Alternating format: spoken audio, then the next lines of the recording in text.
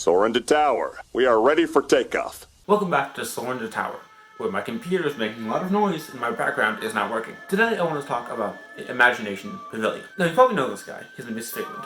You can buy plenty of merchandise with his fakes on it. He's all over the marketing for the Food and Wine Festival, and you can find him at the Imagination Pavilion, specifically in Journey into Imagination starring Figment. But the queue for this ride is almost always empty. Like, this part is never full, and sometimes even this part is empty. Sometimes you can walk on. It's not that popular of a ride. So then how is the character as popular as he is if the attraction isn't that popular? Well, it's a little bit confusing, because this is actually the third version of the ride.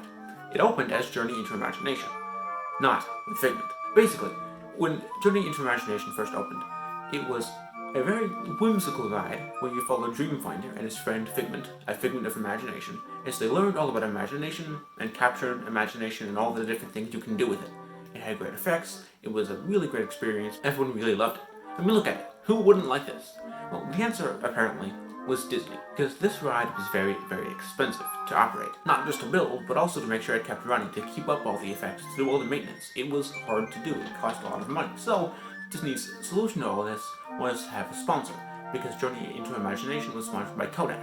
The sponsorships in Disney work pretty straightforwardly. A company will pay Disney money, and in return, they'll get their name or logo on the attraction. That's why Happily Ever After is brought to you by Pandora, and why you can't drink Pepsi in Magic Kingdom. Unfortunately, Kodak fell upon some hard times financially and told Disney, hey, we cannot afford to continue to pay for this attraction. And Disney went, oh, well, we can't afford to pay for this attraction, that's why you're paying for the attraction.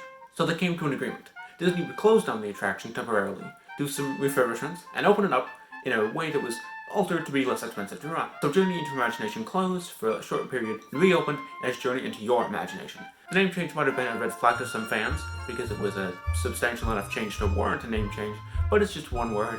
I mean, how much damage could you... This attraction was not good, because basically, it abandoned everything about the original. So Dreamfinder was gone entirely. Figment was just a single audio cameo at the end of the ride. The song that everyone loved from the original, One Little Spark, was gone entirely. The ride was half the length. They literally cut the track in half in order to make it more cost effective. Not to mention that the entire plot was scrapped. Instead of going on a whimsical journey, you now went to the Imagination Institute from the neighboring Honey, I Shrunk the Audience, and you were introduced to Dr. Nigel Channing, who scanned your imagination and found that you had absolutely none. That's a great start to a Disney World theme park attraction. You then went through different labs representing different senses, learning about imagination, and then would be scanned again at the end of the ride and learning, imagine this, you had imagination. So this attraction was very much not liked by people. At all. People that had experienced the original Journey into Imagination thought that this was an immense step down. So Disney went, okay, let's try it again. So they closed Journey into Your Imagination, and they reopened this Journey into Imagination with Figment. In fact, they went so over the top with Figment, his name is in the name. He's on the sign. He's on this sign. He's in the queue. He's everywhere. They really want you to know that Figment is in this ride. But notice that it says with Figment, and not with Figment and Dreamfinder, because Disney still didn't put the money in to revert it to its original form. It's just an altered version of Journey into Your Imagination. Now you're experiencing the Imagination Institute's drive-through tour. Is it actually a thing? I'm not sure that's a thing, like in real life. Anyway, Figment comes in and says, oh, imagination is great, and Dr. Channing goes, no, it's not. And then you go through 3 of the 5 sense labs. You don't go into the touch and taste labs, which are arguably the most fun ones. Instead, you go into Figment's house, and then Dr. Channing says, oh, imagination is great. There's one actually really cool scene, but then it gets overshadowed by the moon thing.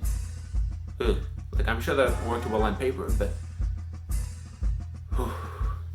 Anyway, this attraction was like better than Journey into Your Imagination, but nowhere near as good as Journey into Imagination, that original one. It kind of lacked all the heart. Dreamfinder wasn't there, Figment was there, but still kind of like annoying instead of the childlike, wonder-filled creature that he was in the original. It just wasn't as good.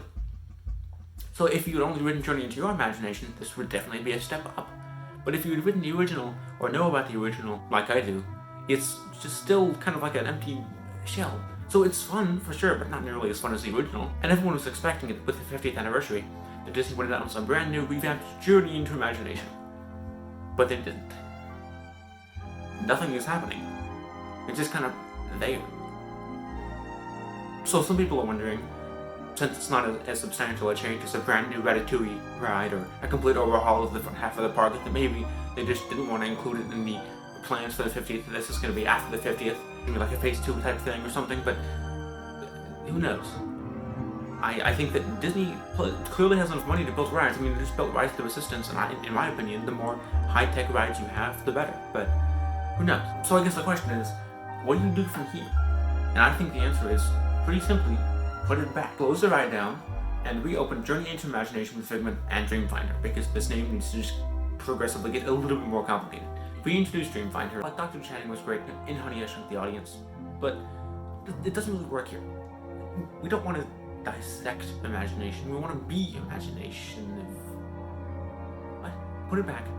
Dreamfinder and Figment, the original version of the song. Maybe you have to recast Dreamfinder because the audio quality isn't good enough anymore. I don't know, but like, create an experience that is worthy of the original. Don't let it just keep being a knockoff. And while you're at it, maybe replace the Disney and Pixar Short Film Festival. Is that what it's called? I don't know. And that's probably indicative of it. Why is it at the imagination? It doesn't make any sense. You have like a photo op, which is cool, but like, it's the Imagination Pavilion. There's one ride that has anything to do with imagination, and it's not that popular. So, Disney, please, can you fix imagination?